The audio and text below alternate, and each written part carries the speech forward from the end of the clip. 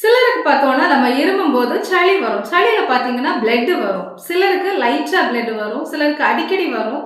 சிலருக்கு பார்த்தீங்கன்னா, அந்த பிளட் வந்துட்டு நெறைய வால்யூம் வந்துட்டு கொஞ்சம் அதிகமா இருக்கும். ஸோ, சளியில ஏன் பிளட் வருது? இது நார்மலா அப்படின்னு கேட்டா, சளியில வந்துட்டு இப்போ சிலர் பார்த்தீங்கன்னா, ரொம்ப ஸ்ட்ரெயின் பண்ணி கன்டினியூஸா இருமும்போது, அது இரிட்டேஷனால லைட்டா வந்துட்டு புண்ணு மாரி வந்து பிளட் வரதுக்கு வாய்ப்பு இருக்கு. 2வது பார்த்தோம்னா, கிரானிக் சிஓபிடின்னு சொல்லுவோம் இல்ல, கிரானிக் பிரான்கைட்டிஸ் இருக்கவங்களுக்கு, ஸோ அடிக்கடி இருமுறனால வந்துட்டு பிளட் லைட்டா வரும். இது நார்மல். 3வது பார்த்தோம்னா, டிபி இருக்கவங்களுக்கு சளியில பிளட் வரும். ஸோ இது கண்டிப்பா நம்ம கவனிச்சு மெடிசின்ஸ் எடுக்கணும். ஸோ அதே மாதிரி நிமோனியா, சைனசைட்டிஸ் இருக்கவங்களுக்கு வந்துட்டு சின்ன சின்ன கொஞ்சம் கொஞ்சம் சளியில வந்துட்டு பிளட் வரதுக்கு வாய்ப்பு இருக்கு.